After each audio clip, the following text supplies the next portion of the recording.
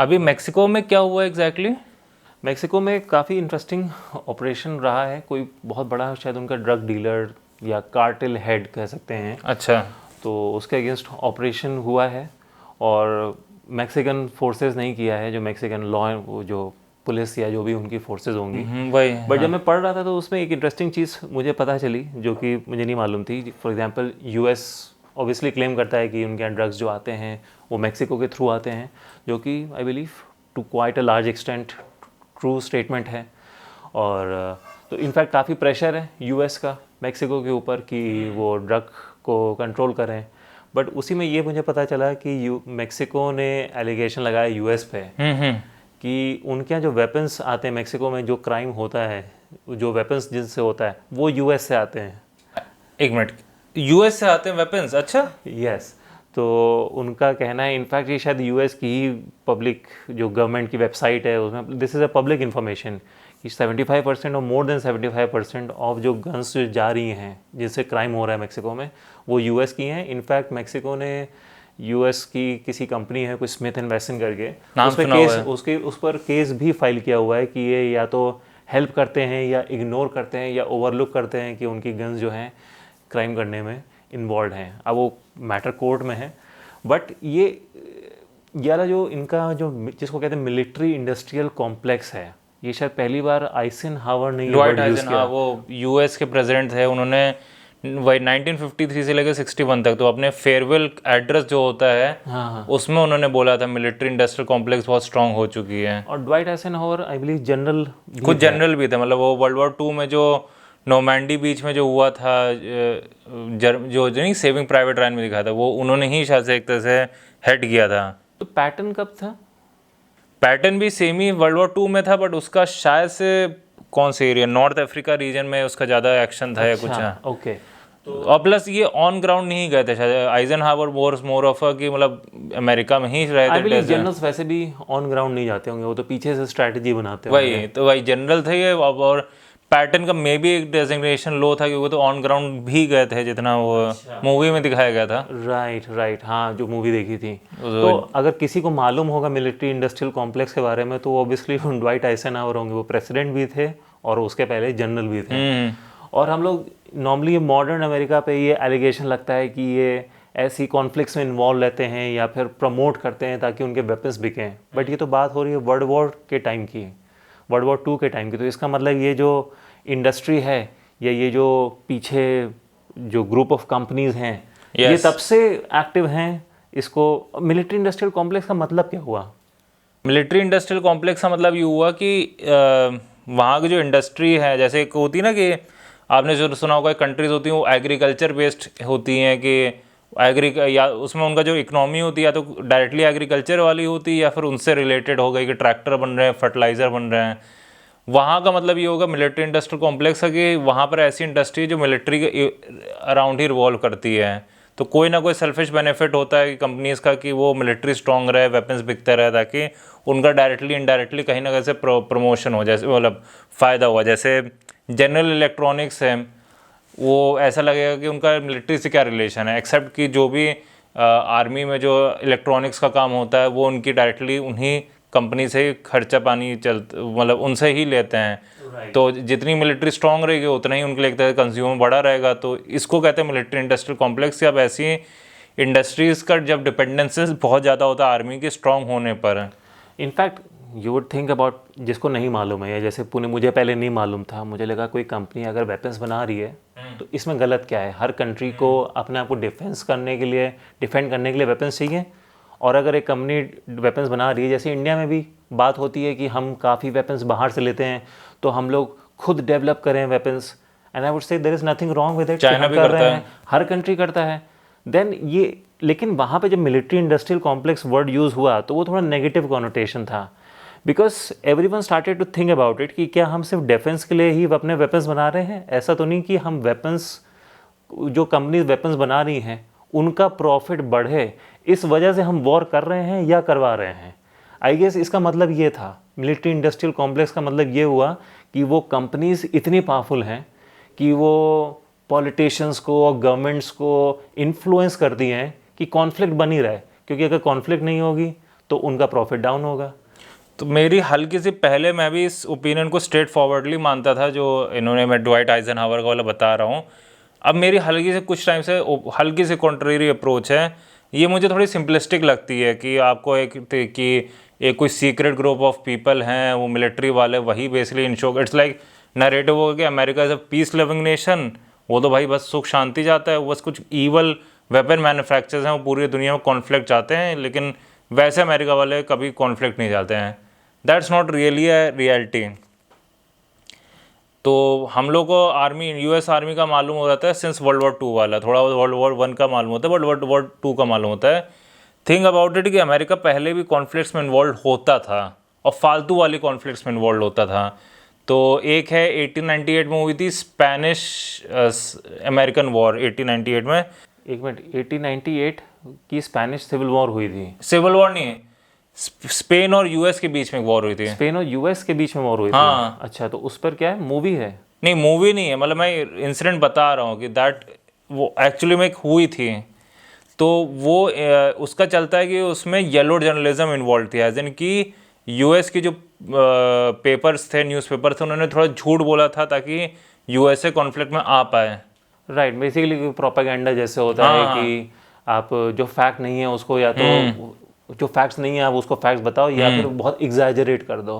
तो जब ये वॉर हुई थी तो उसमें क्या नाम है, स्पेन हार गया था, और उसकी वजह से उनको क्यूबा लूज़ करना पड़ गया था, फिलीपींस लूज़ करना पड़ गया था, एक दो और चीज़ एरियाज लूज़ करने पड़ गए थे। अच्छा, तो इसका मतलब 1898 में क्यूबा स्पेन के अंडर था कुछ? हाँ, ऐसे ही था। फिर तो स्पेन और यूएस और क्यूबा का कैसे रिलेशन नेगेटिव, आई बिलीव अब तो पूरी वर्ल्ड ही जानती है because of Fidel Castro and all. और फिलीपींस का भी ऐसे ही था कि उन्होंने 1898 में जब जीती थी यूएस, तो प्रॉपर कब्जा था यूएसए का। 1946 तक यूएसए डायरेक्टली रूल्ड फिलीपींस।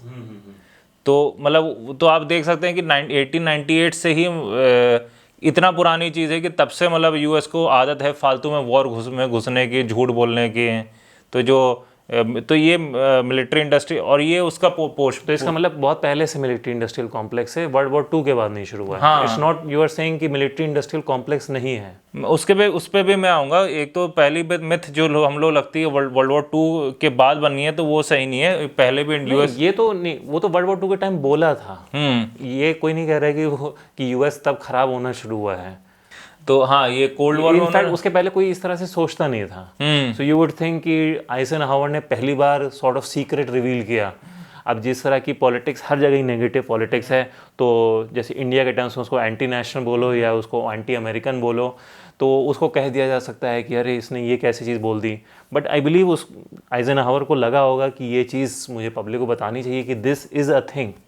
तो अब आइजनहावर पे एक बात हूँ। जैसे आइजनहावर प्रेसिडेंट थे तो सबको मालूम है कि 5 स्टार जनरल पहले रह चुके थे आई बिलीव, और वो एज अ प्रेसिडेंट बहुत अच्छे माने जाते थे, मतलब one of the best period माना जाता है। वो सब तो ठीक था, लेकिन उन्हीं के टाइम पे CIA बहुत स्ट्रॉन्ग होना शुरू हो गया था। And bye strong I mean जो इंटरवेंशनिज्म वाली पॉलिसी थी। तो जो ईरान में जो वो इंटरवेंशन हुआ था, जिसमें मोहम्मद मुसाइडिक करके कोई थे लीडर, वहाँ के सोशलिस्ट लीडर थे, नहीं पढ़ा था हम लोगों ने, तो उनको हटा के वहाँ पर रेज़ा शाह पहलवी को इंस्टॉल किया गया था। तो वो आइजनहावर के टाइम पे हुआ था। और ऐसी जो ग्वाटेमाला एक जगह है, वहाँ पर भी कुछ इसी टाइप का अपना ही डिक्टेटर इंस्टॉल किया गया था CIA के थ्रू। और उसमें क्यूबा में भी हुआ था, शायद बटिस्टा या कौन था। तो CIA तब से मतलब वो डिस्पोज ऑफ करने लग गया था अपने डिक्टेटर्स। और ये सब ऑब्वियसली आइजनहावर कि बिना परमिशन के तो हुआ ही नहीं होगा। तो if you think about it, if he was really against military industrial complex, क्या ये एक बार नहीं बोल सकते थे कि मैं नहीं चाहता हूँ कि CIA जो है वो इन डिक्टेटर्स को इंस्टॉल करना बंद करते हैं? मतलब इफ़ यू थिंक, अगर वो इसका मतलब जेन्युइनली में भी वो अगेंस्ट ही ना रहे उतना ज़्यादा। आई डोंट नो उसने प्रो या अगेंस्ट, ही सेड कि मिलिट्री इंडस्ट्रियल कॉम्प्लेक्स है। तो वो मतलब मुझे लगता है कि मेरा जो थ्योरी है कि again this is a more of A theory, जो उनका पड़ा था, ग्वाटेमाला का पड़ा था कि वो कोई एक बनाना कंपनी थी या कोई कंपनी थी। अभी वो सर्च के बाद में बता देंगे। एक बार सर्च कर ही लो। सर्च कर ही लेता हूँ। हाँ, मैं मेरे हिसाब से सर्च कर ही लेता हूँ कोई। तो राइट, तुम्हारी थ्योरी है कि military industrial complex was a scape है, is more of a scapegoat. Real problem is कि अमेरिका में जो रिसोर्स वाले जो बिजनेसमैन हैं, they want resources from everywhere. Right, तो इसमें मेरी डिफरेंट मुझे थोड़ा डिफरेंट लगता है इसमें। मुझे लगता है कि वहाँ पे एक्चुअली में जो कंपनीज़ हैं यूएस की, वो इन्फ्लुएंस काफ़ी कर लेती हैं वहाँ के गवर्नमेंट को, वहाँ के पॉलिटिशियंस को। क्योंकि हम लोग देखते हैं, चाहे फार्मा के केस में हो, चाहे वहाँ का जो हम लोग जंक फूड और इतने ये सब सुनते हैं कि मैकडोनल्ड्स और इतनी सब कंपनीज़ हैं, वो काफ़ी सब्सिडाइज्ड रेट में सेल कर रही हैं। Yes. और कई बार ऐसी इलॉजिकल चीज़ें सुनने को आती हैं कि जैसे केचप है, उसको Fruit. एक कोई रूल बना था कि बच्चों को स्कूल में फ्रूट सर्व होना चाहिए।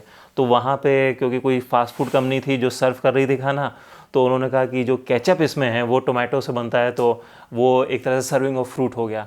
तो इतनी इलॉजिकल चीज़ें होती हैं जो कि बिना उन कंपनी के इन्फ्लुएंस किए पॉलिटिशियंस को हो नहीं सकती हैं। और कई ऐसी कॉन्फ्लिक्ट्स में इन्वॉल्व रहता है यूएस, जिसमें ऐसा लगता है कि लाइक ज़रूरत है यूएस को इन्वॉल्व होने की या नहीं होने की, या फिर वो कॉन्फ्लिक्ट्स चलती जा रही हैं। अब जैसे इराक वॉर थी, आज आई थिंक यूनिवर्सली सब मानते हैं कि वो इलॉजिकल था यूएस का इराक में जाना। इराक तो पहली बात इन्वॉल्व ही नहीं था 9/11 अटैक में, और जो कंट्रीज़ थे उन पे तो कोई यूएस ने कुछ किया नहीं। बट जो हम लोगों ने फिल्म देखी थी वाइस, तो उसमें दिखाया था कि कैसे डिक चेनी इन्फ्लुएंशियल था उस इराक वॉर को। बेसिकली इराक वॉर उसकी वजह से हुई। शायद अगर डिक चेनी वाइस प्रेसिडेंट नहीं होता तो हो सकता है इराक वॉर नहीं भी होती। और वो हैलिबर्टन का सीईओ था, हैलिबर्टन कंपनी का। और ये चलता है कि इराक में लॉजिस्टिक्स पे जितना काम हुआ है वो हैलिबर्टन ने किया है। यूएस को बहुत फ़ायदा नहीं हुआ इराक में जाने से, बट हैलिबर्टन को काफ़ी फ़ायदा हुआ यूएस की इराक वॉर इंटरवेंशन में। तो इनफैक्ट मैं वही पॉइंट आने आता था। तो इट्स लाइक मुझे लगता है मिलिट्री इंडस्ट्रियल कॉम्प्लेक्स थोड़ा स्केपगोट हो जाता है।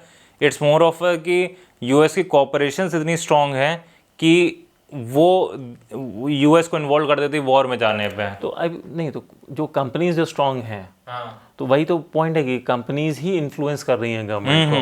कि आइडियली होना चाहिए कि जो पॉलिसीज, कोई भी गवर्नमेंट एक पॉलिसी बनाए वो अपने सिटीजन्स के वेलफेयर के लिए बनाए, और किसी भी कॉरपोरेशन का, किसी भी कंपनी का, किसी भी बिजनेसमैन का कोई इन्फ्लुएंस नहीं होना चाहिए। तो एक्चुअली में क्या है कि शायद 1882 की बात है कि यूएसए में शायद कॉरपोरेशन को ऑलमोस्ट एक उतने ही राइट्स हैं जितने सिटीजन वाले हैं। तो इसलिए वहाँ पे कॉरपोरेशन कुछ ज़्यादा ही पावर है वहाँ पे, मतलब। बट अगर सिटीजन वाले होंगे तो एक सिटीजन के पास जितना इन्फ्लुएंस है उतना ही कॉरपोरेशन के लिए। हाँ, एक्सेप्ट उनका ज़्यादा होता है उनके पास। तो फिर तो इस लॉ का कोई मतलब नहीं है। नहीं, इनफैक्ट आई वुड से कि वही राइट होने चाहिए। अगर जितना एक नॉर्मल सिटीजन के पास राइट है वही कॉरपोरेट के पास हो। बट ऑब्वियसली जिसके पास पैसा है उसके पास इन्फ्लुएंस है।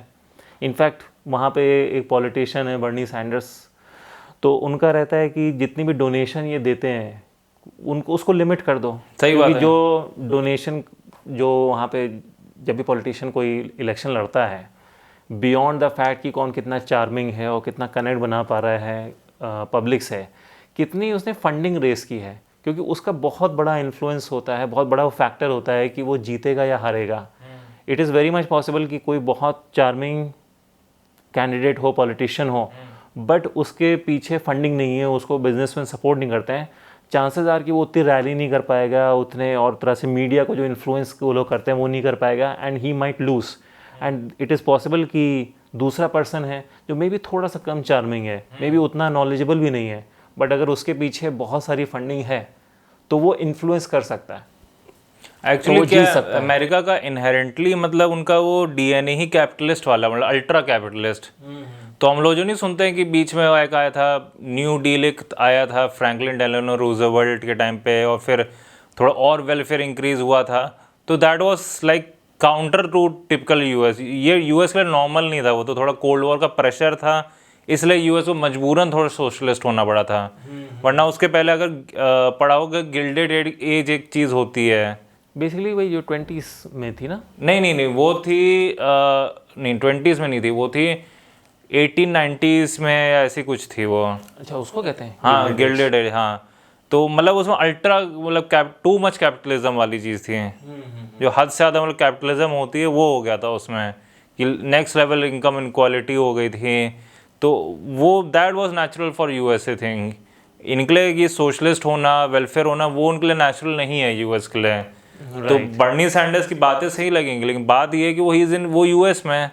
यूएस का जब बेसिक ही डीएनए मतलब वो वाला है कि मतलब हमें कैपिटलिस्ट होना है, और अल्ट्रा एक टर्म चला होगा रगेड इंडिविजुअलिज्म, सुना होगा शायद से, है ना, कि rugged individualism, pull up you by your bootstrap. Basically America वाले समझते हैं कि हम लोग बेसिकली काउबॉय नेशन है, तो हम अकेले ही अपने आप को मतलब जो करना कर सकते हैं, हमें किसी की मदद की ज़रूरत नहीं है। तो वहाँ पर ये होगा कि गवर्नमेंट सब मदद मांग रहे तो बहुत नेगेटिव वे में देखा जाएगा। एज अपोज टू हो जाए नहीं, नॉर्डिक कंट्रीज होती है तो वहाँ पर होता है कि इट्स एक्सपेक्टेड कि गवर्नमेंट आपकी देखभाल करेगी, कि आप बीमार हो गए तो फ्री में इलाज करेगी और वो सब है। यूएस का नहीं, हम फ्री में क्यों इलाज करें, हम अपना मेहनत करेंगे, हम कमाएंगे पैसे और इलाज करेंगे। ऑब्वियसली रियल वर्ल्ड उतनी ज़्यादा सिंपलिस्टिक नहीं होती है, और उसका तभी हम लोग अमेरिका में देखते हैं कि अमेरिका जैसे ओनली शायद इंडस्ट्रियलाइज नेशन है ना जहाँ पे नेशनलाइज हेल्थ केयर नहीं है। नेशनलाइज हेल्थ केयर, हाँ, तो वहाँ पे अच्छा, इसका मतलब नेशनलाइज हेल्थ केयर में फ्री में नहीं इलाज होता है ना? नहीं, फ्री में इलाज नहीं होता इसका है। मतलब वहाँ पर जो हम लोग सुनते हैं कि इंश्योरेंस लेना पड़ता है और उसके बेसिस पे आपको मिलता है, तो yes you are right, free नहीं। अब कोई भी और कंट्री नहीं है वो मुझे नहीं मालूम, but yes you are right, मैंने भी ये सुना है। नहीं, जैसे आपका कनाडा है, कनाडा में सबको मालूम नेशनल हेल्थ केयर होती है, यूके में एनएचएस है। तो ऑलमोस्ट सारी जो मेजर इंडस्ट्रियलाइज एक चलता है ना, टॉप 20 मेजर इंडस्ट्रियलाइजेशन, उनमें सब में नेशनल हेल्थ केयर है except USA. Right, in fact national health care का मुझे कॉन्सेप्ट ही हमेशा अच्छा लगता है। Health care should be one thing जिसमें कि like no one should die क्योंकि उसका पैसा नहीं है अपना इलाज कराने के लिए या अपनी फैमिली का इलाज कराने के लिए। तो आई वुड से कि वो हर कंट्री में वो चीज़ होनी चाहिए कि मतलब इलाज एटलीस्ट जो अफोर्ड नहीं करता है उसका फ्री में या मिनिमल कॉस्ट पे हो सके। वो क्यों नहीं होता है? आप एजुकेशन को भी एक मिनट के लिए इग्नोर कर सकते हो कि अगर कोई 6 महीने नहीं पढ़ा, साल भर नहीं पढ़ा क्योंकि उसके पास पैसे नहीं है या उसके फैमिली के पास पैसे नहीं है, तो उससे कोई इतना नुकसान नहीं होगा। लेकिन अगर किसी के पास पैसे, इलाज कराने के लिए पैसे नहीं है, तो नेशनल हेल्थ सिस्टम जो भी है जो कि मेजर डेवलप्ड कंट्रीज़ में है, वो यूएस में क्यों नहीं है? नहीं, US actually it make sense. अगर आप अल्ट्रा कैपिटलिस्ट लॉजिक के हिसाब से सोचोगे, आप हॉस्पिटल चलाना चाहते हो, कमाना चाहते हो बेसिकली, क्या आप चाहोगे कि बगल वाला हॉस्पिटल है वो फ्री में इलाज दे सबको? नहीं ना, क्योंकि अगर आप वो फ्री में इलाज देगा तो आपको या तो अपने फ्री में इलाज करवाना पड़ेगा या आपको लो कॉस्ट में इलाज करवाना पड़ेगा। तो पैसा कैसे कमाओगे? अब ऐसे तो हम लोग जो सुनते हैं, ओबामा के अंडर में अफोर्डेबल हेल्थ केयर एक्ट आया था जिसको ओबामा केयर कह रहे थे। उसका पर्पस शायद कुछ इसी तरह का था कि सबके पास वो इंश्योरेंस एक तरह का हो जाए या वो उसमें एनरोल कर लें जिससे कि ग्रेटली रिड्यूस हो जाए। मुझे तो कोई स्पेसिफिक्स तो नहीं मालूम है, लेकिन शायद पर्पस इसी तरह का कुछ रहा था। लेकिन वहाँ पे भी क्योंकि डेमोक्रेट्स और रिपब्लिकन्स होते हैं, तो कोई भी वेलफेयर वाली चीज़ होती है उसके पीछे सबसे पहले तो जो रिपब्लिकन्स होते हैं वो आ जाते हैं कि ये नहीं होना चाहिए। ऑन दी अदर हैंड कई बार मुझे लगता है कि बिहाइंड द सीन्स दोनों पार्टी सेम ही एक्ट करती हैं, बहुत मेजर डिफरेंस नहीं होता है। The thing about it is कि यूएस में बहुत, एज आई टोल्ड यू, कि इनहेरेंटली उनका डीएनए कैपिटलिस्ट वाला था, अल्ट्रा कैपिटलिज्म, लाइक जिसको मैं कहता हूँ कैपिटलिज्म कौन बॉन्कर्स या कैपिटलिज्म कौन मैड। वो तो क्योंकि कोल्ड वॉर शुरू हो गया, उनको डर था हमारे कम्युनिज्म ना आ जाए, तो इसलिए डर की वजह से इनको थोड़ा हल्का सा प्रिटेंड करना पड़ा था कि हाँ थोड़ा सोशलिज्म कर दो। तो जब तक सोवियत यूनियन था तो थोड़ी बहुत सोशलिज्म चलती रहती।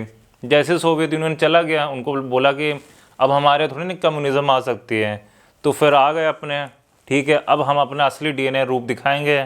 तो नहीं वो ग्लास टीगल एक्ट या कोई एक एक्ट था नहीं जो बिल क्लिंटन का चलता है कि उसने हटवा दिया था, जिसकी वजह से वो अपना ग्रेट रिसेशन हुआ था। तो ये मतलब मेरा पॉइंट है कि after communism problem got over, मतलब तो उसके बाद इवन डेमोक्रेट्स भी अल्ट्रा कैपिटलिस्ट होना शुरू हो गए थे। जो 60s वाले डेमोक्रेट्स थे, JFK वाले, लिंडन बी जॉनसन वाले, और एक बिल क्लिंटन वाले जो डेमोक्रेट है, उसमें ज़मीन आसमान का अंतर है। आपको लगेगा कि दोनों सेम है, बट एक्चुअली में कोई खास आपको डिफरेंस नहीं है। उनका डिफरेंस इतना होगा कि वो जैसे उनका होगा, डेमोक्रेट्स का होगा कि वो प्रो LGBTQ होंगे, ये तो आपके रिपब्लिकन्स एंटी LGBTQ होंगे। इस टाइप की आइडेंटिटी पॉलिटिक्स होती है। बेसिकली अब आइडेंटिटी पॉलिटिक्स हर जगह देखने को मिलती है, और जो मेन इश्यूज होते हैं जो कि 99% लोगों को 99% टाइम जो अफेक्ट करते हैं उस पर डिस्कशन नहीं होता है कि किसी की मिनिमम वेज कितनी होनी चाहिए और उसकी जो हेल्थ और इंश्योरेंस और एजुकेशन और इस तरह के जो लेबर राइट्स हैं, या रिवर्स मतलब कि एक बिज़नेस कैसे बिहेव करे, इस पे ज़्यादा डिस्कशन कहीं नहीं होता है, क्योंकि उसको डिस्कशन करने के रियल इश्यूज होंगे। और ऐसा लगता है आइडेंटिटी पॉलिटिक्स कहीं भी होती है। इनफैक्ट आइडेंटिटी पॉलिटिक्स अगर हो रही है तो इसका मतलब है कि रियल इश्यूज से डिस्ट्रैक्ट करने के लिए क्योंकि आइडेंटिटी पॉलिटिक्स फन होती है, ये फन नहीं होता है किसी के वेज की मिनिमम वेज बढ़नी चाहिए या नहीं बढ़नी चाहिए। ये फन, इसमें मज़ा कहाँ आएगा? मज़ा इसमें आएगा गेस को मैरिज अलाउड होनी चाहिए नहीं होनी चाहिए, उनको आपको क्या केक देना चाहिए नहीं देना चाहिए, मतलब that was a national issue कि उनको केक मिलना चाहिए नहीं। केक, अच्छा हाँ, वो वाला कि उसमें कि किसी बेकरी ने मना कर दिया था, हाँ, तो उसको रिपब्लिकन्स जो थे उसको जाके हीरो की तरह देख रहे थे, उस बेकरी उसको रोजा पार्क बोल दिया था। हाँ, तो मतलब हमारी शायद ऑडियंस को शायद ना मालूम है, तो थोड़ा हम लोग हल्का सा रेफरेंस टू कॉन्टेक्स्ट दे देते हैं। सो कुछ इंसिडेंट हुआ था अराउंड 2010 में आई बिलीव हुआ था, मैं ईयर भूल रहा हूँ मैं। तो एक कोई केक शॉप ओनर थी, उनका एक गे कपल आए और बोला हमें अपनी वेडिंग के लिए केक आपके यहाँ से बनवाना है। उन्होंने रेफ्यूज़ कर दिया, बोल दिया भाई देखो तुम गे हो और मेरा रिलीजन अलाउ नहीं करता है कि हम गेस को मतलब केक दें, तुम्हें नॉर्मल की तरह इंसान की तरह देखें। तो वो फिर सिविल राइट्स कोर्ट के पास आए थे, गए वो ये कपल, ये थी ये कुछ ऐसे ही हुआ था कि हमारे साथ डिस्क्रिमिनेशन हुआ है। तो फर्दर मुझे थोड़ा कम याद आ रहा है, लेकिन हाँ इतना याद आ रहा है कि वो बहुत बड़ा इशू बन गया था अमेरिका में। और एक कोई पॉलिटिशियन है टेड क्रूज, तो उन्होंने ये बोल दिया था कि इस औरत का राइट था कि वो गेस को केक रिफ्यूज़ कर दे, क्योंकि वो उसका रिलीजियस राइट है, वो अपने राइट के लिए खड़ी हुई है। तो वो बेसिकली वो रोज़ा पार्क की तरह है। अब रोज़ा पार्क आप पूछो कौन थे? रोज़ा park was African American female, जिनको एक बार कहीं बस में जा रही थी और उनको नहीं क्या सीट में बैठ गई थी, फिर क्या हुआ था, वो उनको कहा था कि मतलब कि उतर जाओ या खड़ी हो जाओ या जो भी था, अलाउड नहीं था। हाँ कुछ होता था शायद, या शायद सेक्शंस होते होंगे, वही सेग्रीगेशन रहता होगा कि वाइट्स का अलग और ब्लैक्स का अलग। हाँ उन्होंने बोला नहीं हम तो किसी भी सीट में बैठ जाएंगे, ये हमारा राइट है। तो वो बहुत ही इंपॉर्टेंट लैंडमार्क वो इवेंट था। हाँ कि शी टुक अ स्टैंड, चाहे उसकी वजह से उसको थ्रेटन किया या कुछ किया, बट मतलब she did not stand by sitting, she took a stand कि मुझे नहीं हटना है। तो she was obviously a courageous woman, important woman. तो और उससे इतना नेगेटिव इवेंट को जोड़ना, वही अब आप सोचोगे कि मतलब ये लाइक कैसे, मतलब ये how is it even possible. और बेस्ट बात ये है कि रिपब्लिकन्स खुद इस चीज़ को पर्सनल लाइफ में नहीं मानते हैं। डिक चेनी जिनकी आपने कुछ देर पहले बात की थी, वो पब्लिकली बहुत ही एंटी गे मैरिज थे। उनकी बेटी खुद लेस्बियन है। हाँ, तो उसके लेस्बियन मतलब फीमेल वर्जन ऑफ गे है। तो उसके बाद वो भी प्रो होमोसेक्सुअल हो गए थे, क्योंकि जब खुद के उनके फैमिली में कुछ होता है तब वो सब कुछ चेंज कर लेते हैं सारी बिलीव्स को, वरना अपने बेस को खुश करने के लिए, या आई डोंट नो उनकी खुद ही बिलीव्स होती हैं। नहीं, बेस को ही खुश करना होता, क्योंकि उनको तब वाइस प्रेसिडेंट बनना था, वो प्रो LGBT क्यों होकर तो नहीं हो सकते थे। अब जब उनको मालूम है कभी पावर में वापस आने नहीं, तो कुछ भी बोलो, फिर आप ऑनेस्ट हो जाओ। तो ऐसे कई बार इंसिडेंट्स होते हैं कि कई बार होता है जो एंटी गे रिपब्लिकन्स रहे हैं वो पता लगा खुद गे निकले। तो आप देख रहे हैं ना वहाँ पर मतलब कैसे है कि US में वो अपनी बिलीफ को नहीं मानते, बट वो चाहते हैं कि लोग मतलब डिस्ट्रैक्टेड रहें पूरे टाइम, तो फालतू के इश्यूज में, या मतलब जिससे 99% लोगों को शायद ज़्यादा फर्क भी ना पड़े। In fact you think about it कि आइडेंटिटी जैसे हम लोग डिस्कस कर रहे हैं कि आइडेंटिटी पॉलिटिक्स वो हर कंट्री में होती होगी, हम लोग को कुछ ही जगह का ज़्यादा पता चलता है तो हम लोग उसको ज़्यादा डिस्कस करते हैं, but identity politics I think major countries में हर जगह होती होगी।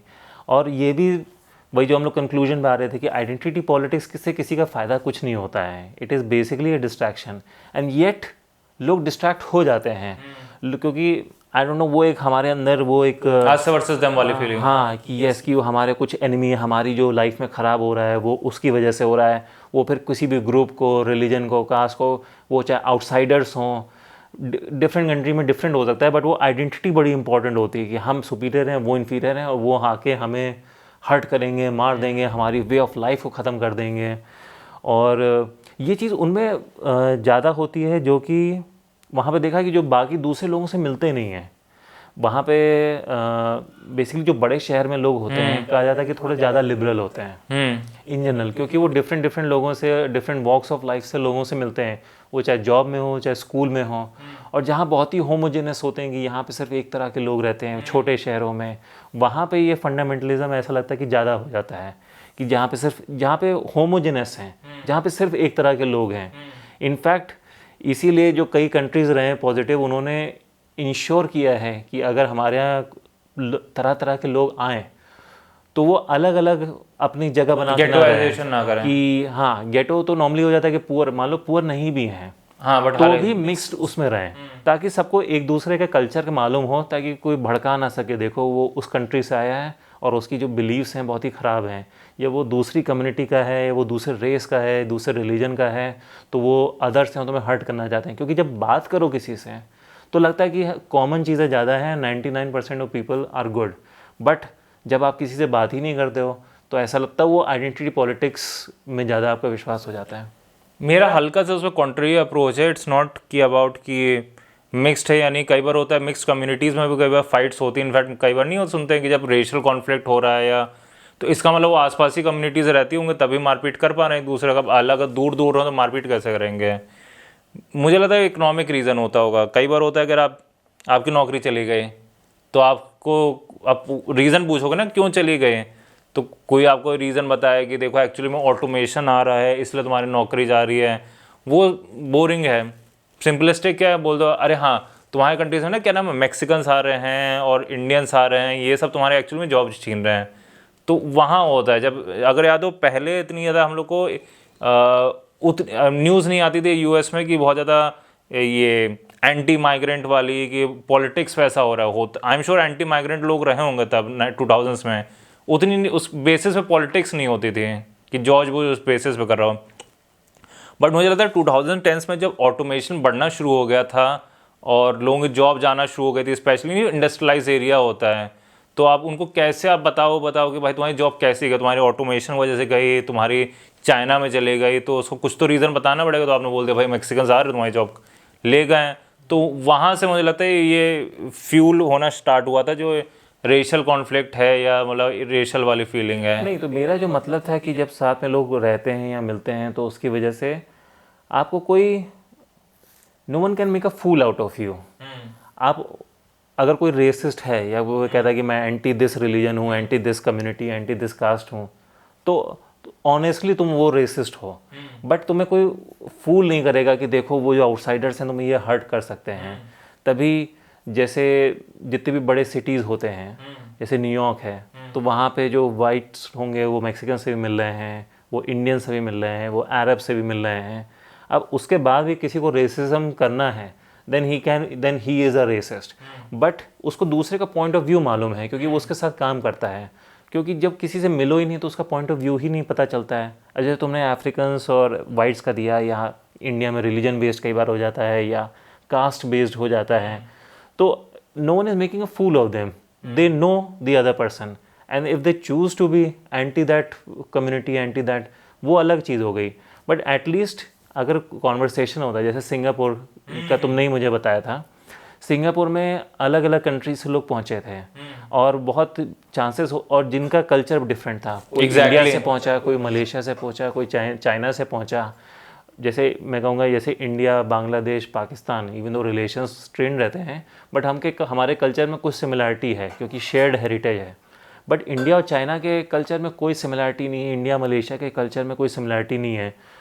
तो जब वहाँ पहुँचे, जो तुम्ही ने बताया था मुझे कि it was very much possible कि सब अलग अलग रहते हैं, क्योंकि जब आप फॉरेन कंट्री में घूमने जाते हो तो अगर आपको कोई इंडियन दिख जाता है तो आप उससे ओके रहते हो कि चलो इससे बात कर लें, इससे कुछ पूछ लें। लेकिन दूसरे कंट्री वाले से आप थोड़ा हेसिटेंट रहते हो कि मैं इससे बात करूं कि ना करूं। उन्होंने इंश्योर किया कि सब एक साथ रहें। यस, शायद तुमने बताया था कि जो रेसिडेंशियल जो कम्युनिटीज़ होती हैं उसमें कुछ होता है कि मिनिमम परसेंटेज होती है, इतना लेट्स से कि मलेज रहें, इतने तमिल्स रहें, इतने वॉटेवर रहें, which was a good thing. अब उसके बाद भी कोई तमिल कहता है कि मुझे मलय पसंद नहीं, कोई मलय कहता है मुझे तमिल पसंद नहीं, या चाइनीज नहीं, that's a different thing. Then वो उस पर्सन की वो अपनी खुद की प्रॉब्लम है, but at least they both know each others point of view. तो मेरा जो पॉइंट था कि जहाँ पे लोग एक दूसरे से मिलते जुलते हैं वहाँ पे ये चीज़ जो कहते हैं ना, जो बुक माई शो खोलो तो वो लिख के आता है the less you know the more you believe.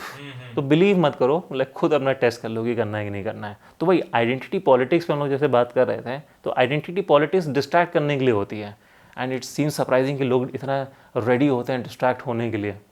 और मुझे लगता है कि जैसे तुमने एग्जांपल दिया कि ये उसके बाद शुरू हुआ, post George W Bush identity politics ज़्यादा शुरू हुई कि फॉरेनर्स वाला ये रहा कि मैक्सिकन्स आ जाएंगे। आई एम प्रिटी श्योर उसके पहले भी रही होगी, वो दूसरे आइडेंटिटी को डिसलाइक करते होंगे। जैसे एक उनका रेडियो होस्ट था रश लिम्बो करके, वो बहुत ही इन्फ्लुएंशियल रेडियो होस्ट था, बहुत ही नेगेटिव उसकी ओपिनियन थी उन लोगों के बीच में जो उसको लाइक नहीं करते थे। कुछ लोग होते हैं कि दूसरे स्पेक्ट्रम में हैं, दूसरे पार्टी में हैं, बट लोग उनको डिसलाइक नहीं करेंगे। कि जैसे फॉर एग्जांपल कुछ लोग होंगे बीजेपी और कांग्रेस के होंगे, तो बीजेपी वाले में भी कांग्रेस को उतना लाइक नहीं करते हो, बट ये नहीं कहेंगे कि वो बहुत कोई ख़राब आदमी है। जैसे बीजेपी सपोर्टर भी मनमोहन सिंह को ये नहीं बोलेगा कि बहुत ही ख़राब आदमी थे, या फिर कांग्रेस सपोर्टर भी अटल बिहारी वाजपेयी को बुराई नहीं करेगा। बट कुछ लोग ऐसे होते हैं कि जिनकी बहुत ही नेगेटिव इमेज बन जाती है, तो वो उस तरह का था रश लिम्बो, और वो आइडेंटिटी पॉलिटिक्स में ही इन्वॉल्व था। अभी मैक्सिकन्स था जिसको आजकल आइडेंटिटी पॉलिटिक्स में शिकार बने हुए हैं कि वो इविल लोग हैं, पहले कोई और हो सकता है, पहले ब्लैक्स में भी, पहले ब्लैक्स हो सकता है। अगेन मेरा ये था कि इट्स नॉट कि आइडेंटिटी पॉलिटिक्स नहीं होती थी, बट वो पहले फ्रिंज माना जाता था रिपब्लिकन्स का। इट वाज कि उनको फ्रिंज एलिमेंट बोल देते थे, और मेन स्ट्रीम होता था कि मेन स्ट्रीम में कभी जॉर्ज बुश हैं, मिट रोमनी है, कभी पॉलिटिक्स ऐसी नहीं करेंगे जिसमें वो ब्लेम कर रहे हैं फॉरेनर्स को, उनको नेगेटिव वे में देख रहे हैं। एक्चुअली वो एरा जो था वो कई बार सरप्राइजिंग होता है, वो थोड़ा सिविलाइज्ड एरा था। जो काफ़ी लोग कहते हैं कि मिट रोमनी और बराक ओबामा की जब डिबेट्स होती थी, या जॉन मैकेन और बराक ओबामा की डिबेट्स होती थी, तो ऐसा लगता है कि वो इतना पुराना एरा हो गया कि उस समय वो सिविलाइज तरीके से जब वो डिबेट भी करते थे तो ऐसा लगता था कि वो प्रोफेशनल्स हैं, मैच्योर पीपल हैं, जैसा कि होना चाहिए। मतलब वो तब होता था कि हम लोग दूसरे कंट्री वाले वो देखते थे, देखो ऐसे एक मैच्योर डेमोक्रेसी ना, वहाँ पे लोग एक दूसरे से ऐसे डिबेट करते हैं, ये उस एग्जाम्पल में दिया जाता था। हाँ, यहाँ नहीं कि चेयर उठा उठा के फेंक रहे हैं दूसरे के ऊपर और वहाँ पे होता था कि सूट में हैं, बड़े बड़े इश्यूज़ को डिस्कस कर रहे हैं, और लोग उनके इश्यूज़ को समझ के फिर वोट देंगे, नॉट कि आइडेंटिटी के बेस पे वोट देंगे। तो एक एरा ही वो ऐसा लगता है कि जबकि बहुत पुरानी बात नहीं है, लेकिन लगता है कि वो बहुत पुराना एरा हो गया, क्योंकि अब जब से ट्रम्प आया है तो जो भी सिविलाइज्ड तरीका होता है पॉलिटिक्स का वो चेंज हो चुका है। इनफैक्ट ट्रम्प ने सारे जो पॉलिटिक्स के रूल्स हैं सब ब्रेक कर चेंज कर दिए हैं। आई बिलीव ये मतलब वो हम लोग वही उसकी बात, क्योंकि इट्स नॉट कि केवल ट्रम्प ने ही मतलब यूएस में ही केवल आइडेंटिटी हुई है पॉलिटिक्स, और भी यूरोपियन कंट्रीज़ में भी फार राइट नेशनलिज्म बढ़ गई है।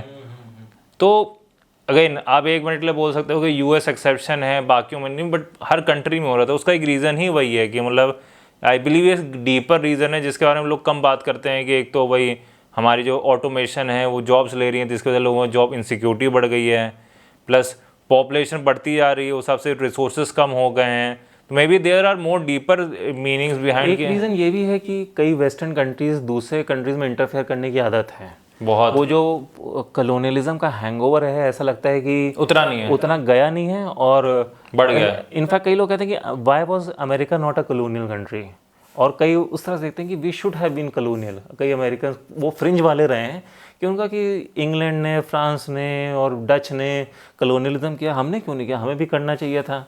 तो यस, उन्होंने कलोनियलिज्म नहीं किया, बट वो डिफरेंट फॉर्म, वो कलोनियलिज्म 2.0 न्यू कॉलोनियलिज्म कहते हैं उसको शायद, न्यू कलोनियल, कि हर कंट्री में इंटरफेयर करना, जहाँ ज़रूरत नहीं भी है वहाँ भी इंटरफेयर करना।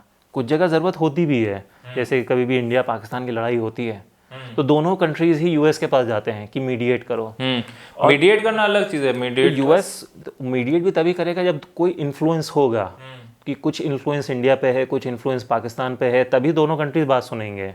तो to some extent USA has played quite a positive role, कि बट वो काफ़ी प्रेसिडेंट टू प्रेसिडेंट डिपेंड करा है। बट कई ऐसे यूजलेस कॉन्फ्लिक्ट्स हैं जिसमें वो घुस गए हैं, और सिर्फ यूएस ही नहीं, यूरोप के भी, फ्रांस हो या कुछ हो, तो इनफैक्ट चलता है कि पहले जाके यूजलेस कॉन्फ्लिक्ट्स क्रिएट कर देते हैं, उसके बाद वहाँ पे इंस्टेबिलिटी आ जाती है उन दूसरे कंट्री में, उसके बाद वहाँ के लोग रेफ्यूजीज़ बन के फिर इन कंट्रीज़ में आते हैं, और इस वजह से वो जो फॉरेन एंटी फॉरेनर्स जो सेंटिमेंट बढ़ रहा है वो इसी वजह से बढ़ रहा है। तो कई लोग जो राइट विंग के होते हैं, जो वैसे आपको लगेगा कि ये किस तरह की बात कर रहे हैं कि हमें इमिग्रेंट्स को नहीं लेना चाहिए, क्योंकि अपेरेंटली लगता है कि वो इमिग्रेंट्स आ रहे हैं, वो बेचारे रेफ्यूजी हैं, वो प्रॉब्लम्स है, इस वजह से आ रहे हैं, sort of make sense. But वो ये कहते हैं कि तुम पहले दूसरे कंट्रीज में इंटरफेयर करना बंद करो, stop interfering there in those countries, तो वहाँ के लोग तुम्हारे यहाँ आएंगे ही नहीं। बट वो भी चीज़ चलती रहती है। तो ये वाला may be that's why you sometime need कि दो अलग आइडियोलॉजी के लोग हों, दो अलग आइडियोलॉजी की पॉलिटिकल पार्टी हों, और वो कहें कि नहीं मुझे कॉन्फ्लिक्ट नहीं करना है। इनफैक्ट ट्रंप में कई सारी कमियां हैं, जिस मतलब अनगिनत कमियां हैं, बट वो उसने प्रॉमिस किया था, at least that was his electoral promise, कि मैं कॉन्फ्लिक्ट्स नहीं करूँगा। एंड पहले नॉर्मली होता था कि रिपब्लिकन्स यूज टू बी कि हमें हर जगह कॉन्फ्लिक्ट करनी है, हमें हर वॉर को लड़ना है, हमें कहीं भी कोई एनिमी दूर भी दिखाई पड़ रहा है। And democrats used to be the ones जो कहते थे कि हमें कॉन्फ्लिक्ट अवॉइड करनी है, वॉर्स अवॉइड करनी है। And it seemed this time कि काफ़ी रिपब्लिकन्स परेशान हो चुके थे। उन्होंने कहा कि हमें ऐसा कैंडिडेट चाहिए जो कि वॉर ना करे। ऑब्वियसली ट्रंप ने तो जब से आया है, एटलीस्ट पिछले साल से, जितनी कॉन्फ्लिक्ट्स हो सकती हैं उसमें वो करने को मतलब वो रेडी है, चाहे वो वेनेजुएला हो, चाहे वो ईरान में हो। अब ईरान में कब क्या हो जाए हु नोस। ग्रीनलैंड तो कब्जा करना चाहते हैं ग्रीनलैंड में, तो you would think mostly supporters कह रहे हैं कि हम लाए तो इसको डिफरेंट पर्पज से थे। Why exactly are we trying to start a fight with Iran? क्योंकि इराक से हमने कुछ सीखा नहीं है क्या? अगेन मैं उसमें मतलब वोटर्स को ब्लेम करूंगा, why did you trust someone like Trump? Yes, the point is कि वोटर्स डोंट वांट, हाँ voters don't want, Republican voters do not want कि वॉर हो, क्योंकि पिछली वॉर में इतना नुकसान हुआ उनका कि डिक चेनी और जॉर्ज डब्ल्यू बुश तो आराम से बैठे हैं, रिच हो गए हैं, और जो लोग लड़ने गए मतलब काफ़ी यूएस की तरफ से भी कैजुअलिटी हुई हैं। तो वो नॉर्मली होता है कि जो सोल्जर्स जाते हैं वो थोड़ा सा कंजर्वेटिव वाली अप्रोच के ज़्यादा होते हैं। और देखा कि उसका फ़ायदा क्या हुआ, कोई फ़ायदा नहीं हुआ। इराक में इंस्टेबिलिटी हो गई, अफगानिस्तान में फिर तालिबान आ गया। सो फाइनली एवरी वॉज कि बाकी वर्ल्ड में जो हो रहा है तुम आराम से बैठो। मतलब मुझे लगता है वर्ल्ड वॉर ऑन टेरर जो इनका चला है 20 साल से चला है पोस्ट 9/11, वो आई बिलीव इनकी कॉस्टलीस्ट वॉर होगी अगर इन्फ्लेशन से भी मैच कर दी जाए, एंड लॉन्गेस्ट कॉन्फ्लिक्ट होगी, राइट? अब लॉन्गेस्ट वो टेक्निकलिटी में चले जाते हैं कि कोरिया वाले में चल जाते हैं technically, but yes practically speaking Korea में तो 5 साल अब वैसे तो वर्ल्ड वॉर 2 रही होगी। नहीं वर्ल्ड वॉर 2 तो 1941 कॉस्टली के टर्म्स, हाँ कॉस्टलीस्ट में, हाँ कॉस्टली में भी वो ज़्यादा, लेकिन टाइम उसमें ज़्यादा लगा इसमें, ये तो कोई डिनाई नहीं कर सकता है। मतलब ये देखिए आपका सबसे ज़्यादा खर्चा अगर हुआ है, टाइम लगा है, 20 साल लगा है, उसमें कोई डिनाई नहीं है। उसका रिजल्ट क्या है? आपको लगेगा अच्छा दुनिया से टेररिज्म खत्म हो चुकी, मतलब रिजल्ट उसका ये है कि तालिबान अफगानिस्तान में वापस आ चुका है, और जो सीरिया को आज हेड कर रहा है वो खुद एक आईसिस मेंबर था। बेसिकली सबने ये देखा कि किसी भी दूसरे कंट्री में इंटरफेयर करने से फ़ायदा कभी नहीं होता है। एटलीस्ट पिछले 50 साल में तो फ़ायदा नहीं हुआ है। चाहे वो लिबिया में ओबामा का उसने किया था इंटरफेयर, उसके वजह से लिबिया में बिल्कुल इंस्टेबिलिटी हो चुकी है। इराक में जॉर्ज डब्ल्यू बुश ने इंटरफेयर किया था, वहाँ पूरी तरह से इंस्टेबिलिटी है। अब आजकल क्या इराक में मुझे नहीं मालूम, but I am pretty sure जो भी सद्दाम हुसैन के टाइम में चीज़ें थी जो कि ख़राब थी, Saddam Hussain was a bad guy, but उससे ज़्यादा ही ख़राब हो चुकी हैं। हाँ मतलब इंडिया अभी मतलब ये हालत है कि इट्स लाइक अगर वर्ल्ड वॉर 2 ख़त्म हो जाए और हो जाता है, और जब और उसमें वहाँ पे after the end of the war Nazi वापस आ जाते पावर में, या फिर फैशिस्ट वापस पावर में आ जाते, वैसे हो जाते। अगर वर्ल्ड वॉर 2 के बाद भी अगर नाजीज और फैशिस्ट वापस पावर में आ रहा है, उसको ऑब्वियसली डिफीट मानोगे। लिटरली अफगानिस्तान में वही हुआ, तालिबान वापस आ गया ना। मतलब आपके 20 साल रहने में ये होना चाहिए था ना कि पूरी जनरेशन पैर बड़ी हो गई जो कभी तालिबान को वोट ही नहीं करेगी, नहीं अब वापस वोट कर दिया, या जो भी पावर में आ गए।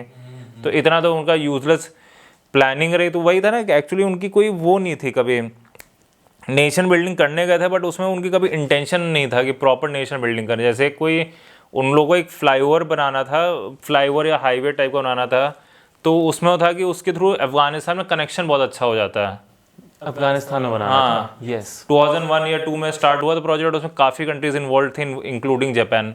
लेकिन वो इसलिए कंप्लीट नहीं हो पाया क्योंकि उनको अपना सारा पैसा इराक में लगाना था। एग्जैक्टली, तो इराक वॉर यूजलेस वॉर, बिल्कुल यूजलेस थी। Everyone sort of understood, not sympathise, but understood कि वो अफगानिस्तान में क्यों जा रहे हैं, क्योंकि अलकायदा जो है उसको तालिबान सपोर्ट करता है। तो ऑब्वियसली अगर आप अमेरिका पर अटैक करोगे तो अमेरिका रिटेलिएट करेगा ही करेगा। बट इराक में क्यों चले गए, no one understood. Not only गए, पैसा तो फाइनाइट होता है चाहे वो जितना भी रिच कंट्री हो, तो यस वो अफगानिस्तान को हेल्प कर सकते थे, वो गए तो इसीलिए थे कहने के लिए कि हम उनको हेल्प करेंगे, डेमोक्रेसी लाएंगे, ये वो, और वो सब कुछ नहीं हुआ। वही तो, वो पूरा मतलब जॉर्ज बुश का मतलब एक तो मतलब वर्स्ट प्रेसिडेंट माना जाएगा। एक तो झूठ बोल के उसने वॉर की थी इराक वाली, दूसरा he could have change Afghanistan for better, he had a golden opportunity. पूरी दुनिया की सिंपैथी थी उस वक्त की, वो मतलब दुनिया मदद करने के लिए आ जाती है अफगानिस्तान में, और काइंड ऑफ मदद अपनी तरफ से किया भी था, लेकिन उनका इंटेंशन ही नहीं था पूरा। उनका था कि अब जैसे एक छोटी चीज़ मैंने पढ़ी थी कि अफगानिस्तान में कभी इंडस्ट्रीज ग्रो नहीं हो पाई। क्यों नहीं हो पाई? क्योंकि अमेरिकन सोल्जर जो रहते थे उनको कुछ भी जो खाना पीना है कुछ भी चाहिए होता था वो सब अमेरिका से आता था। मतलब उनको मान लो ब्रेड चाहिए उनको, तो पता चला अमेरिका से ब्रेड आ रही है उनके लिए। वो अगर वो अफगानिस्तान में वो ब्रेड ग्रो हो रही होती तो अफगानी ब्रेड फार्मर्स को या जो भी कहते हैं उनको, डेयरी में उनको फ़ायदा पहुंचता। तो छोटी छोटी चीज़ें उनको था ही नहीं कि अफगानिस्तान में कुछ हम इकोनॉमी ग्रो करेंगे। हाँ, तो मैं इसे बता रहा था कि आई बिलीव कुछ जनरल्स का वहाँ पे थॉट प्रोसेस रहा होगा कि हम लोग अफ़गानिस्तान को उस तरह से रीबिल्ड करेंगे जैसे कि जर्मनी को हमने रीबिल्ड किया था पोस्ट वर्ल्ड वॉर 2, जैसे कि नाजी पार्टी फॉल हुई और वहाँ के लोगों में एक तरह से प्रो अमेरिका सेंटिमेंट रहा कि yes even though they have defeated us but we were wrong, और हम लोग को अपने आप को ठीक करना चाहिए। But Taliban was not exactly like Nazi party, and Afghanistan was obviously not like Germany. For example, Taliban was not centralized in the way कि Nazi party centralized थी। Taliban is basically a group of people, अलग अलग region में अलग अलग लोग हैं, and they sort of unite and meet together कि हम चलो साथ में चल के गवर्न कर लेते हैं। अच्छा, तभी ये नहीं उनका मानता। राइज करना बहुत एकदम से जो राइज किया उसके पीछे भी यही फैक्टर था, क्योंकि अगर एक पार्टी है जिसका एक हेडक्वार्टर है, जिसकी ब्रांचेस हैं, तो उसको ख़त्म करना या उसको प्रमोट करना आसान है। बट अगर वो सॉर्ट ऑफ गुरिल्ला टाइप्स की पॉलिटिकल पार्टी है कि यहाँ पे ये बेसिकली जैसे मान लो coalition, it would be more like coalition. जैसे कोलेशन को ख़त्म करना मुश्किल है। सही बात है। So Taliban is more like a coalition, और वो इस रीजन में कोई उस पहाड़ी में बैठा है, कोई उस डेजर्ट में बैठा हुआ है, तो उसको कैसे आप ख़त्म करोगे? So Taliban never really ended. For example Nazi party ended, there was no longer Nazi party once America reach Germany और उन्होंने उनको हरा दिया। और ये बेसिक मिस्टेक हो गई। दूसरा जो तुमने बताया कि उन्होंने एक यूजलेस वॉर शुरू कर दी, जो कर सकते थे वहाँ पे अच्छा विद डबल द रिसोर्सेस, वो कर नहीं पाए। तो एक तरह से जैसे हम लोग कहते हैं ना रियल लाइफ में कि आपके पास लिमिटेड पैसा है, 2 बिज़नेस स्टार्ट करने के बजाय एक बिज़नेस पे पहले ज़्यादा फोकस करो, एक बिज़नेस सेट हो जाए तब दूसरा बिज़नेस सोचना, क्योंकि पैसा तो उतना ही है। तो चाहे जितना रिच हो अमेरिका, पैसा तो फाइनाइट ही था। भाई जैसे जर्मनी का पढ़ना चाहिए कैसे जर्मनी और इवन जापान को भी उन्होंने इकोनॉमिक डेवलपमेंट में बहुत खर्चा किया था अमेरिका ने। Not just America, I am sure और भी जो कैपिटलिस्ट कंट्रीज रही होंगी कोल्ड वॉर के टाइम पे, वेस्ट जर्मनी में उन्होंने अच्छे से खर्चा किया होगा। यहाँ कोई खर्चा नहीं हुआ था। मतलब इट्स नॉट कि जब जैसे वहाँ पे कॉन्फ्लिक्ट ख़त्म हो गई थी तो वहाँ पे वर्ल्ड वॉर 2 के बाद, तो मतलब अमेरिका ने वहाँ पे फैक्ट्रीज बनाने में मदद की थी और भी इंफ्रास्ट्रक्चर बनाने में। आप आपसे कोई पूछ ले अफगानिस्तान में एक फैक्ट्री बताओ जो 20 साल में एक फैक्ट्री बनी हो, एक फैक्ट्री नहीं बता सकते हैं कि एक मतलब मोटरसाइकिल की फैक्ट्री बन गई हो, कुछ भी बन, कुछ तो हो सकता था। आपने बेसिकली 20 साल पहले भी रेगिस्तान था जहाँ पे बेसिकली कुछ ड्राई फ्रूट्स उगते थे, अभी भी रेगिस्तान है जहाँ ड्राई फ्रूट्स उगते हैं, कुछ कॉन्क्रीट डेवलपमेंट नहीं हुआ है उसमें। प्लस हम लोग जैसे मैं और तुम हैं, हम लोग ना अफगानिस्तान गए हैं, ना हम लोग को उस समय के पोस्ट फ्यूडल जो जापान था उसके बारे में मालूम है। बट कुछ लोगों का काम होता है मालूम करना, वो होती है इंटेलिजेंस एजेंसी। तो just because may be Japan और जर्मनी में वो एक्सपेरिमेंट सक्सेसफुल रहा क्योंकि उनके सोसाइटी में भी डिफरेंट रही हो, और अफगानिस्तान, इराक, लिबिया, सीरिया, इनकी सोसाइटी, उनका कल्चर ऐसा हो जो कि even in the best case scenario it might not have worked. तो कोई कहता है कि बट जापान में वर्क किया, जर्मनी में वर्क किया, but then the intelligence agencies का काम था कहना कि it will not work here just because it work there, it will not work. जो जैसे जापान का मैं थोड़ा बाद में आऊँगा। जर्मनी इसलिए ईजी था कि Germany, if you think about it, पहली बात अमेरिका की तरह वो भी यूरोपियन कंट्री, मतलब मैं अमेरिका को यूरोप का एक्सटेंशन ही मानता हूँ कि क्योंकि हैं तो उसके एंसेस्टर्स यूरोप से आए थे, यूके से आए थे। वही वाला जो कल्चर है एक तरह से, वो जो एंग्लो सैक्सन वाला या जो भी मतलब वाइट कल्चर बोल लो अगर आप, कि बेसिकली वो एक तो पहली बात जर्मनी वाले और अमेरिका वाले यूरोपियन हैं, क्रिश्चियन हैं, लैंग्वेज भी सिमिलर है। अगर आप जर्मन लैंग्वेज देखें और इंग्लिश देखें तो कुछ चीज़ें सिमिलरिटी दिख जाएंगी, बट क्योंकि कल्चर में सिमिलरिटी थी, वही everyone could sort of understand what other was trying to do. हाँ, they could relate over the fact कि आई डोंट नो, एक टाइम पे वो लोग रोमन एम्पायर के पार्ट थे, उन्होंने भी रेनेसां के बारे में पढ़ा होगा और वो फेस किया होगा, तो बहुत सिमिलरिटी थी, दे कैन, वो ट्रांसलेट हो सकता था। अफगानिस्तान सब कुछ डिफरेंट है अमेरिका से, वो हर वे में डिफरेंट है। वहाँ का मतलब रेस जो है वो एशियन वाली हो गई, वो बिल्कुल डिफरेंट हो गई, उनका ऑब्वियसली रिलीजन डिफरेंट हो गया, कल्चर, लैंग्वेज सब डिफरेंट है। तो ऐसे में उनको इनफैक्ट इफ़ एनीथिंग वहाँ पर अगर सक्सेसफुल अफगानिस्तान हो सकता था, बेस्ट केस सिनेरियो वो उसकी वो दुबई की तरह हो जाए, सऊदी की तरह हो जाए, कतार की तरह हो जाए, जिनको मतलब सिमिलरिटी है कल्चर की, वो भी रेगिस्तान वाले हैं, वो भी उसी रिलीजन को बिलोंग करते हैं। मे बी वो लोग अगर इन्वॉल्व ज़्यादा होते हैं, may be they could have copied Dubai instead कि वो। ऑलमोस्ट एवरी क्रिटिक का कहना है कि इतना लंबा रुकने का कोई मतलब नहीं था, you should have just gone there, जो भी आपके ऑब्जेक्टिव्स थे कुछ महीनों में उसको करते और then you should have gotten out, क्योंकि उसके बियॉन्ड कोई विक्ट्री मिली हो वो कुछ ऐसा था नहीं। सेकेंड वॉर तो बिल्कुल पॉइंटलेस थी, एंड दैट्स वाई क्रिटिक्स है कि ये जो यूजलेस वॉर्स करते रहते हैं उसके वजह से हर जगह जाके इंस्टेबिलिटी कर देते हैं। अब जैसे एग्जांपल चलता है कि काफ़ी अफगानिस्तान के नेशनल्स थे वो यूएस आर्मी की हेल्प कर रहे थे, क्योंकि not even every Afghan national wants to is pro Taliban या वो is pro terrorism, so they were helping it.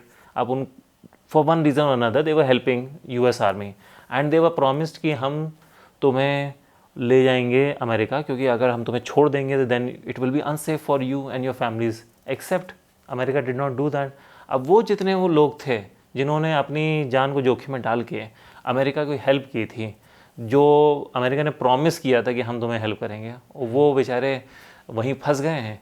अभी मैं न्यूज़ पढ़ रहा था कि वो शायद कतार में अमेरिका का एयर बेस है, वहाँ से मतलब जो भाग पाए होंगे मोस्टली तो वहाँ से हट ही नहीं पाए, अफ़गानिस्तान से वहीं रह गए, और उनके साथ क्या हुआ हु नोस। बट जो निकल पाए वो भी कतार के एयर बेस में, उनकी मिलिट्री बेस में है वहाँ पे। अब उनको तो प्रॉमिस किया गया था कि अब तुम्हें हम लोग एक एक वेरीफाई करेंगे, चेक करेंगे और फिर अमेरिका लाएंगे, एक्सेप्ट अभी रिसेंट न्यूज़ है कि they are being paid money जो वॉलंटरली अफगानिस्तान वापस जाना चाहे, so they are being paid to go back to Afghanistan, and obviously no one wants that pay, कि उनको है कि यानी हमें तो अमेरिका जाना है। अब ये कर देते हैं इस तरह के कॉन्फ्लिक्ट्स, और उस वजह से वहाँ पे एंटी इमिग्रेशन सेंटिमेंट होते हैं, क्योंकि एक लिमिट के बियॉन्ड कोई भी कंट्री के लोग, कोई भी रिलीजन के लोग, दूसरी कम्युनिटी के लोग अगर आपकी कम्युनिटी में आ जाएंगे, it is kind of natural कि वो कम्युनिटी जो है रिबेल करना शुरू कर देगी, स्पेशली अगर उसके कोई पिछला कल्चर नहीं रहा है दूसरे लोग से जेल करने का, और एकदम से साल भर के अंदर में, 2 साल के अंदर में आप देखते हो कि आपकी जो कम्युनिटी थी उसमें 5-10% लोग दूसरे जगह से आ गए, तो उस वजह से जो सेंटिमेंट है वो इतना ज़्यादा anti. And let's not forget कि रेफ्यूजी और एक माइग्रेंट में बहुत ज़मीन आसमान का अंतर होता है। माइग्रेंट आता है कि वो मतलब हो गया कि उसके पास I don't know job skill है, एजुकेशन स्किल है, तो आपके यहाँ इकोनॉमी में वो एक तरह से हेल्प करेगा आके। माइग्रेंट रेफ्यूजी वैसा नहीं, रेफ्यूजी है भाई मुझे जान बचानी, मुझे भागना है यहाँ से, मेरे पास जॉब स्किल है या नहीं है तुम्हें क्या मतलब भाई, मुझे जान बचानी है। तो इसलिए कई बार इनफैक्ट अनफॉर्चुनेट ये होता है जब जीनोफोबिक प्रोटेस्ट होते हैं, कई बार वो रेफ्यूजीज़ के अगेंस्ट होते हैं। जैसे अगर 2015-16 का अगर एरा याद हो तो उसमें एंटी सीरियन प्रोटेस्ट या सेंटिमेंट्स हो गए थे। मतलब अब ऐसे लॉजिक लो, सीरिया वॉर उसमें भयंकर चल रही थी, पीक पे थी, एलेपो वगैरह वाला हुआ था इंसिडेंट, ऑब्वियसली वो वहाँ से भागेंगे। अब वो अलग बात है कि वो वाली कंट्रीज़, गल्फ कंट्रीज़ क्यों नहीं ले रही थी, वो अलग बात है, नहीं लेना चाहिए था, बट वो ऑब्वियसली कहीं ना कहीं तो भागेंगे ना। तो वो मतलब और उनके अगेंस्ट लोग प्रोटेस्ट कर रहे हैं कि भाई तुम मत आओ भाई, क्योंकि तुम हमारा कल्चर डिस्ट्रॉय कर दोगे, वो कर दोगे। तो उनसे मतलब पूछना चाहिए यूरोप से कि ये इंश्योर करवाना चाहिए आपको कि ये सब जो नॉन वाइट्स कंट्री हैं, चाहे वो अफ्रीका हो, एशिया हो, वहाँ कॉन्फ्लिक्ट्स ना हो। जब कॉन्फ्लिक्ट्स होंगे लोग तो निकलेंगे वहाँ से। और ये भी मालूम है कि कभी कॉन्फ्लिक्ट्स में डायरेक्टली हाथ यूरोपियन पावर्स का होता ही है। तो यस, वही एक्सपेक्टेड था कि अब ये ट्रम्प के अंडर या एटलीस्ट जो भी नेक्स्ट प्रेसिडेंट आए वो फर्दर कॉन्फ्लिक्ट्स ना करे, बट इट सीम्स कि कॉन्फ्लिक्ट्स बढ़ गई हैं। चाहे वो रशिया यूक्रेन की कॉन्फ्लिक्ट हो, इजराइल पैलेस्टाइन तो एंडलेस वो चलती ही रहती है। अगर मुझे चाइना को कुछ क्रेडिट देना हो, जो कि मैं बहुत ज़्यादा देना नहीं चाहता हूँ, बट कुछ क्रेडिट देना हो, चाइना की बड़ी मैच्योर अप्रोच रहती है। इट्स नॉट कि वो बड़ा कोई अच्छा है या बहुत अच्छे उसके फॉरेन पॉलिसी है, वो इतना लेवल पे नहीं इंटरफेयर करता है कि वहाँ पे वॉर शुरू हो जाए। It tries its best not to start war. उसके किसी भी कंट्री के साथ बहुत अच्छे रिलेशंस नहीं हैं। इंडिया के साथ अच्छे रिलेशन नहीं, ऑब्वियसली जापान के साथ नहीं है, ताइवान के ऊपर उसका क्लेम रहता ही है। अफ्रीका में भी अफ्रीका में उसने काफ़ी काम किया है, बट वो सॉर्ट ऑफ डेड ट्रैप में उधर फंसा दिया है। अभी जो ट्रम्प ग्रीनलैंड की बात करता है, तो मैंने पढ़ा कि ग्रीनलैंड मतलब क्यों कर रहा है, तो कह रहा है कि ग्रीनलैंड जो है वो रशिया के पास है, चाइना के मतलब सॉर्ट ऑफ जियोग्राफिकली क्लोज है, तो ऐसा ना हो कि वो आके वहाँ पे बेस बना दें, which is again kind of like stupid thing. But China ने कुछ वहाँ काम करता है कि सॉर्ट ऑफ एक्सप्लोरेशन वाला करता है, लेकिन ऐसा कुछ नहीं कर रहा है कि जिससे वॉर शुरू हो। And because it does not start war, तो उसका यूजलेस पैसा उसमें नहीं खर्च होता है, तो वो पूरा पैसा अपना रिसर्च और इस पर स्पेंड कर लेता है, जो कि अगले हफ्ते अभी हम लोग को दिखाई पड़ने वाला है। अभी डीप सीक का जो नेक्स्ट मॉडल है शायद इस हफ्ते या नेक्स्ट वीक आने वाला है। अच्छा, तो एवरीवन वाज लाइक नहीं, जैसे हम लोग कई सालों सुन रहे हैं कि अब चाइना इतना स्पेंड कर रहा है, इतना इंफ्रास्ट्रक्चर बिल्ड कर रहा है, तो उनका अब तो बस फॉल हो जाएगा, एक दिन बैंकक्रप्ट हो जाएगा। तो 20 साल से सुन रहा हूँ। और क्यों नहीं हुआ? Because those fears were not misplaced, क्योंकि जब भी इस कंट्रीज़ ने इतना मैसिव स्पेंडिंग की है, जापान, तो उसके बाद उनके यहाँ रिसेशन आ जाता है। जैसे सोवियत यूनियन ने आर्मी में बहुत ज़्यादा स्पेंडिंग कर दी थी, और उनके पास शायद यूएस से ज़्यादा एक टाइम पे न्यूक्लियर वेपन्स हो गए थे, या एटलीस्ट मैच करने बराबर तो हो ही गए थे। They were equivalent to US militarily in 90s या लेट 80s। एक्सेप्ट उन्होंने खर्चा किया आर्मी पे, उन्होंने खर्चा कहाँ नहीं किया, उन्होंने रिसर्च डेवलपमेंट पे, टेक्नोलॉजी पे, इंडस्ट्रीज़ पे खर्चा नहीं किया। और बहुत ही क्लोज्ड वहाँ पे सोसाइटी थी, बहुत ही क्लोज्ड गवर्नमेंट थी, मीडिया भी क्लोज था। तो उनका क्या हुआ कि वो खर्चा मिलिट्री में हो गया, लेकिन उसकी वजह से उनका कुछ बिल्ड नहीं हुआ। चाइना ने दिमाग लगाया, चाइना ने अपनी टेक्नोलॉजी पे बहुत ज़्यादा स्पेंड किया। इस वजह से वो जो सोवियत यूनियन का जो ट्रैप था, जिस वजह से एकदम से उनका जो बबल था बस्ट हुआ और वो एकदम से बैंकरप्ट हो गए और फॉल हो गया, वो चाइना के साथ नहीं हो पाया। तो चाइना का मैं 2 चीज़ें बोलना चाहता हूँ। 2 चीज़ें, पहली तो चाइना और रशिया, जैसे हम लोगों को नहीं सोवियत यूनियन का मालूम है कि 90s में अलग अलग हुआ था, 1991 में हुआ था। तो और उसके रीज़न ही था कि 80s में जो ओपन अप होना स्टार्ट हुई थी इकोनॉमी और ओपन अप हुई थी सोसाइटी, तो उसकी वजह उनको सोवियत यूनियन को उनको अपने फ्लॉज मालूम होने लगे थे। तो वो ऐसा था, सोवियत यूनियन एक टाइम में बहुत क्लोज सोसाइटी थे, तो वहाँ की जनता को मालूम ही नहीं था कि उनके कभी कोई फ्लॉज हो सकते हैं। जब पता चला तो लोगों ने लगा अरे ये क्या, हम इनके साथ जुड़े हुए, हट जाओ वहाँ से। चाइना का क्या था, चाइना कभी भी वेस्ट को ट्रस्ट नहीं करता था। तो जब चाइना के पास आए होंगे अमेरिकन कि भाई तुम अपनी इकोनॉमी खोलो, गवर्नेंस को चेंज करो, मीडिया को ओपन अप करो, उन्होंने कुछ चीज़ें तो हाँ बोल दी कि ठीक है थोड़ी इकोनॉमी खोल देंगे, लेकिन बाकी चीज़ों में मना कर दिया। बोला नहीं हम पॉलिटिक्स को ओपन अप नहीं होंगे, सोसाइटी को ओपन अप नहीं होंगे। तभी नहीं तियानमेन स्क्वायर में जो हुआ था, क्योंकि वो उनको उनके हिसाब से था कि ये जो वेस्ट हमें बोल रहा हमारे लिए फ़ायदेमंद नहीं होगा। वो ब्लाइंडली ट्रस्ट नहीं करते थे। तो उन्होंने इसलिए धीरे धीरे जो रिफॉर्म्स होते हैं वो धीरे धीरे होते हैं वहाँ पर, ऐसा नहीं कि एब्रप्ट उन्होंने, वो होता है ना एक शॉक डॉक्ट्रिन होते हैं। क्या होते हैं रिफॉर्म्स तो मुझे नहीं मालूम, चाइना में कुछ होते हैं कि नहीं होते हैं। कुछ चीज़ों में बहुत तेज़ी से चेंज होते हैं, टेक्नोलॉजी बेसिकली टेक्नोलॉजी में बहुत तेज़ी से चेंज होता है। बट ये कहो कि सोसाइटी में जो कि राइट्स देने हैं वो चेंज किया, वो तो इनफैक्ट रिग्रेस कर रहे हैं उसमें। तो वही मैं पॉइंट था कि उनका वही था कि आई एम श्योर जब यूएस वालों से दोस्ती होना शुरू हुई थी चाइना वालों को पहली बार 1970s में, तो यूएस वालों ने बोला कि देखो तुम इकोनॉमी को भी ओपन अप करो, सोसाइटी को भी ओपन अप करो। तो चाइना समझ गए होंगे कि हम इकोनॉमी को ओपन अप कर देंगे क्योंकि हमारे लिए फ़ायदा होगा, लेकिन अगर हम सोसाइटी को ओपन अप कर देंगे, हम मान लो बहुत ज़्यादा डेमोक्रेसी अलाउ कर देंगे, तो कभी तिब्बत वाले ज़्यादा फ्रीडम मांगेंगे, कभी जिंगजियांग वाले मांगेंगे, उसकी वजह से एंडलेस कॉन्फ्लिक्ट शुरू हो जाएगा। तो इसलिए उन्होंने इस चीज़ पे कभी ओपन अप नहीं हुआ। तो दे वर वेरी स्मार्ट इन अ वे। अब ये कैसे तो गलत हो सकते हैं, बट वो स्मार्ट थे, उनको लगा था कि कितना ओपन अप होना, कितना नहीं ओपन अप होना है। वेस्ट का इन्फ्लुएंस उन्होंने लिमिटेड रखा, क्योंकि inherent distrust of other countries है चाइना में। अब उसकी वजह से कुछ चीज़ें वहाँ की अच्छी हुई, कुछ चीज़ें ख़राब हुई। आई वुड से कि ह्यूमन राइट्स के एंगल से चीज़ें ख़राब हैं, टेक्नोलॉजी के एंगल से और इकोनॉमी के एंगल से चीज़ें अच्छी हैं। इनफैक्ट ये अब हम लोग इस एपिसोड को अभी यहाँ पे एंड करते हैं, बट नेक्स्ट एपिसोड में हम लोग ये डिस्कस कर सकते हैं कि जिन जिन कंट्रीज़ ने अमेरिका पे ज़्यादा डिपेंडेंस की, तो कुछ टाइम तक तो काफ़ी फ़ायदा रहा, और जैसे अब ट्रम्प के अंडर देख रहे हैं वही चीज़ अब उनको नुकसान कर रही है। तो आज चाहे वो यूरोप हो, यूरोपियन यूनियन में सब नहीं, अब इंडिया के साथ भी डील साइन कर रहे हैं, साउथ अमेरिका के साथ भी डील साइन कर रहे हैं, हर एक के साथ डील साइन कर रहे हैं, क्योंकि सब कुछ डिपेंडेंस, ऐसा लग रहा था सबकी डिपेंडेंस पूरी यूएस पे हो चुकी थी। और चाइना ने डिपेंडेंस बिल्कुल नहीं रखी। इनफैक्ट मैं तो अब ये मानता हूँ और कई लोग मानते हैं कि शायद इस समय चाइना के पास ज़्यादा स्ट्रेटेजिक एडवांटेज है, चाइना शायद ज़्यादा पावरफुल है एज़ कम्पेयर टू यूएस। तो इस एपिसोड को यहाँ पे हम लोग एंड करते हैं और नेक्स्ट एपिसोड में डिस्कस करेंगे। चलो, ओके।